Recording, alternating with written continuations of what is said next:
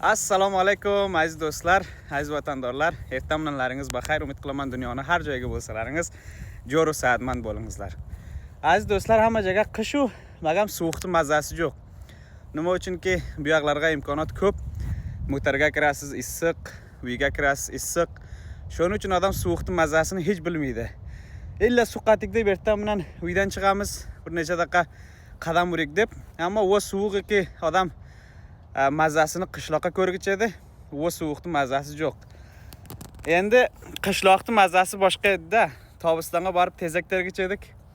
Uni uyga olib kelgichadik, u sori bushkalarni kallasini kesib, bunga jip tog'ib, tortib uyga olib kelib, ularni xotinlar tappiq qilgichadi, tappiqni quritib, ondan keyin zamistonga loydan jo'r bo'lgan o'toqlarni go'shaziga sandalini qo'yib, u tappiqlarni jog'ib, ularni ko'mir qilib olib kelib sandalini ostiga taylaganga katta ko'rpalarni tikichadi momolarimiz, qurmochlarni ham qilgichadi, olib kelgichadi sandalini ustiga.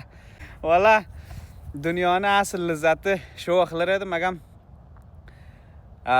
uncha qadrini bilmadik.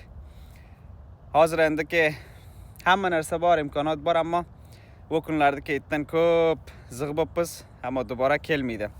Agar hozir ham shu raqam bir vaziyatda zindalik qilasizlar, shu raqam bir vaziyatda tajriba qilasizlar, hatman lazzat olib ketingizlarki, keyin shu vaziyatda shu lazzatni ketdan zig' bo'lasizlar, bavar qilingizlar.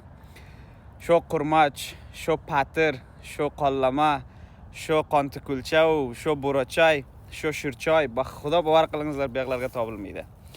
Umid qilamanki, u lahzalarda, u qorlarning mazasini yaxshi olib ketsalaringiz.